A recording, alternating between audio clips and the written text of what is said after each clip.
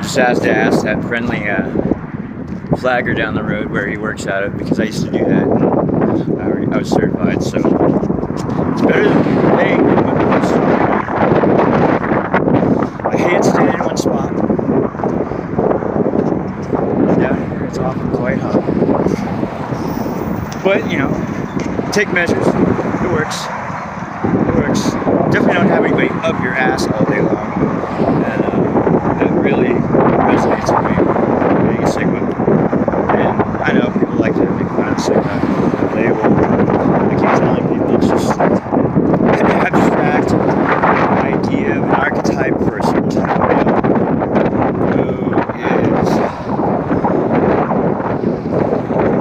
does his own thing. It's like, fuck all that. Fuck all that shit. I'm going my way. Anybody want to come with me? That's fine. I ain't trying to have company, but I can send you off, if you group with me. But we don't need people. We don't need groups. We can exist in them, but normally we're invisible. You won't see us until we want to be seen, which doesn't happen very often. But when we want to be seen, we're well-dressed rehearsed. We're polished. We've been practicing in our heads. We live in our heads. It's a good space. The company's great. Water's warm, too. But, yeah, I'm a goofy bastard. I'm literally a bastard, so I don't think I'm just being mean. I'm a bastard. But that doesn't mean a whole lot, does it? It means your father wasn't there and you don't have his last name. Which really, in the big scheme of things, means squat. So, let me cover some more important information. And let me just reiterate that I'm still questing right now. I'm into connecting with Source, learning, remembering who I am. And liking myself every day a little bit more. That's saying a lot, coming from an angry child that thought he wasn't cool enough to have any friends. But yeah, so that yellow chakra.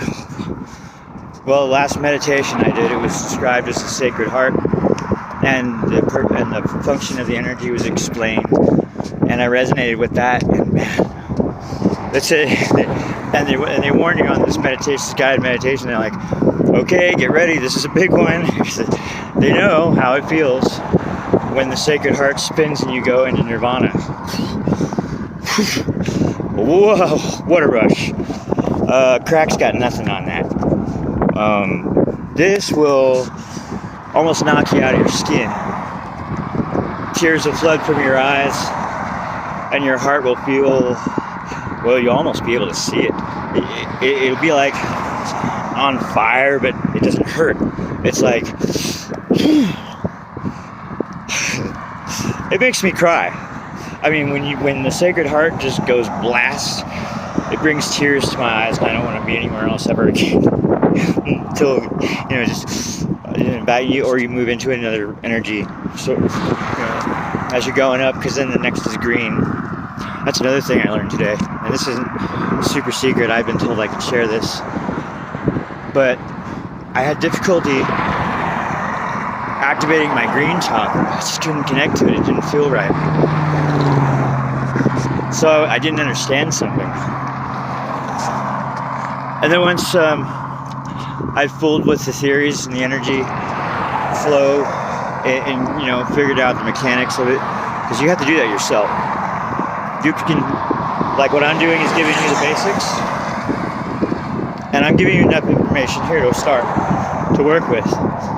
I think that if anybody starts doing this one, using these techniques, if you're going to activate, it'll activate you.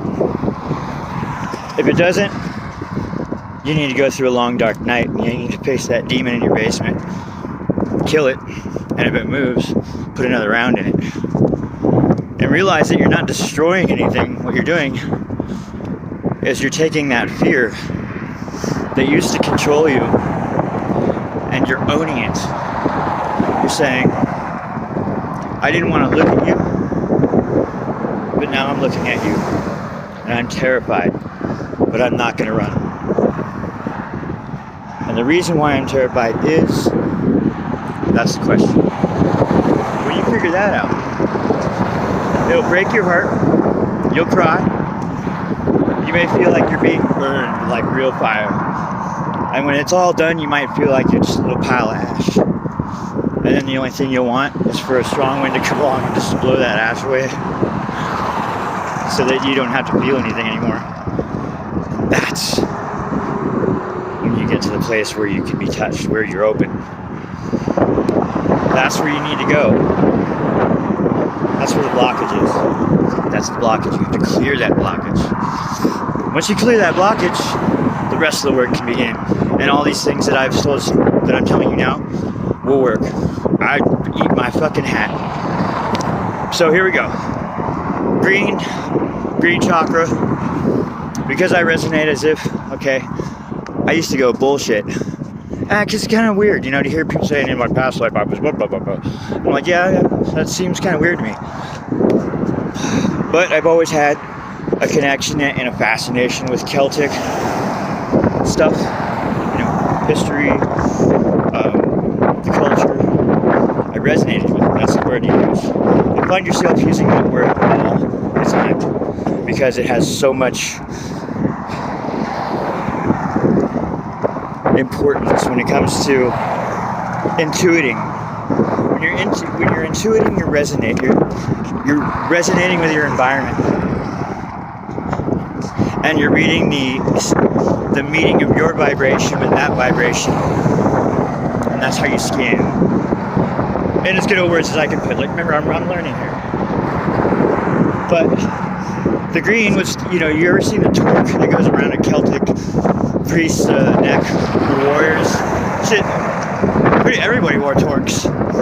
It's a silver or gold or whatever else metal they wanted to use, but they were always metal.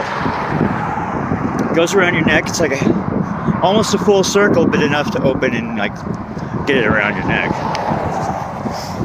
But when I got the flow right and activated the green chakra, I intuited that I had this torque around my neck that was kind of like the thing that generates electricity. I can't think of it right now. The coil. But anyways, yeah, I'm real drifty. You don't go and do your taxes after spending a day learning how to activate chakras and then testing and feeling and being in the energies. It's not the day to do it. So I'll probably lose my place a little bit. But yeah, it's a torque. At least for my expression, for what I did, from my shamanic practices in the past. So I was probably a shaman of some sort, which is a very broad term for energy work that starts with the natural direct connection, which is where everyone has to start. I think if you're going to move into spirituality to a certain level,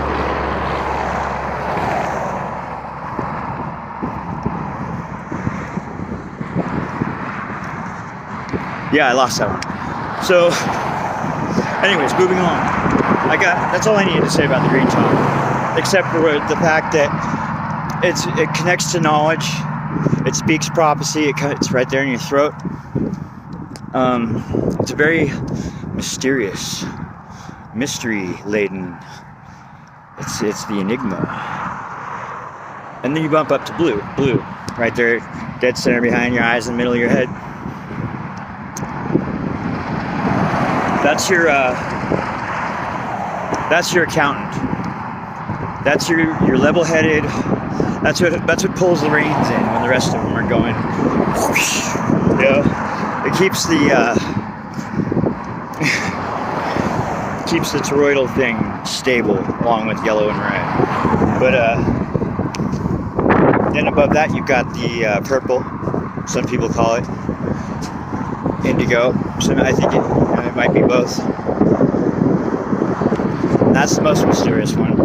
That's the one that they say to visualize as a crown. That it's the mark that you're a child of God and God is connected to you and expresses himself in his creation through you. Man, that's a hard one to get to. That's a hard one to accept. Especially when you don't think you're worth anything growing up. It can be that important. But we all are. I mean, that's all of our sacred right. It's our birthright. And more people are learning that. That's all. A small group of us at first. But it's growing exponentially. It's getting a little polluted online, actually, almost. It's starting to get to where I'm having to dig into my discernment more often because I'm finding people that are just riding that train and parroting popular esoteric knowledge. You better be careful. Watch who you choose for a teacher. Use your discernment. You have it. Don't be fooled. That can put you back, set you back in ways. Can open you up to bad influence. It's a jungle out there. And the more you wake up, you'll see that the predators are also in the sky. They're also underground. I mean, it's like, then you see them walking by every day in the street. I've always been able to sense people's vibes, people's energy. That's something I've done as a background task, constantly running since I was a child.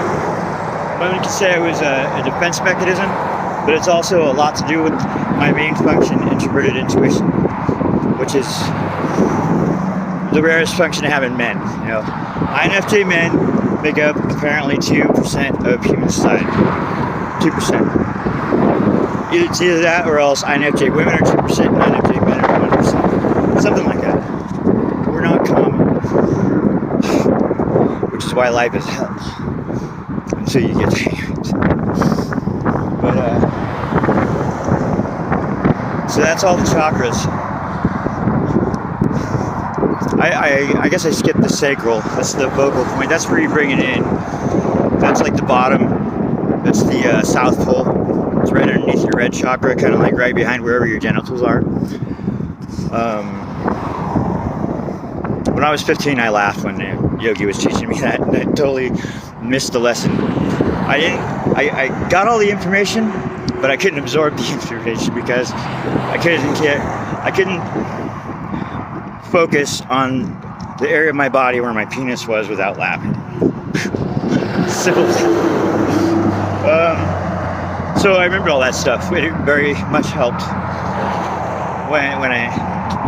yesterday when I did the guided meditation that helped me reacquaint myself with the chakras and their functions.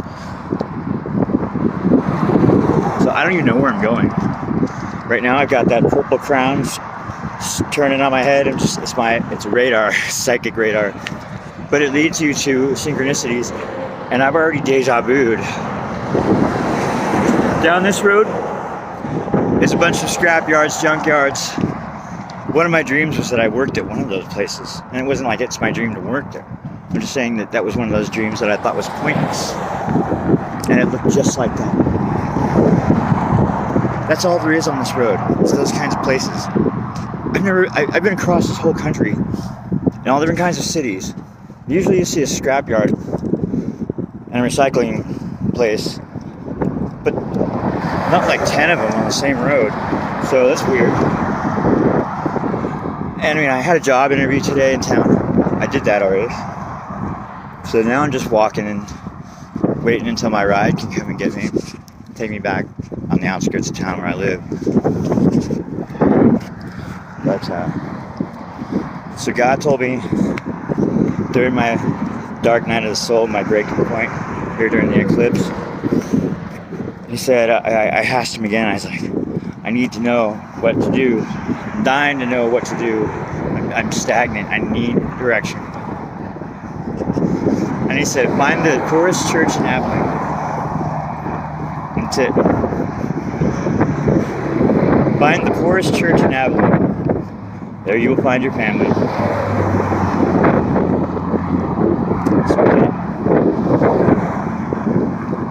I've never been obedient to God before in my entire life, not in that way, where like he told me to go do something and I'm like, yes sir, and did it. But it hasn't been a bad experience. It's been an excellent experience. I went to the church. I like the people there. Whenever you get into a new zone, whenever you get God's answer. Step into it, feel it, absorb it, step back out of it, and then contemplate it. So you don't miss anything. You can miss a lot in the rush. You're getting data, but you need to parse it. Yeah, kind of confusing. But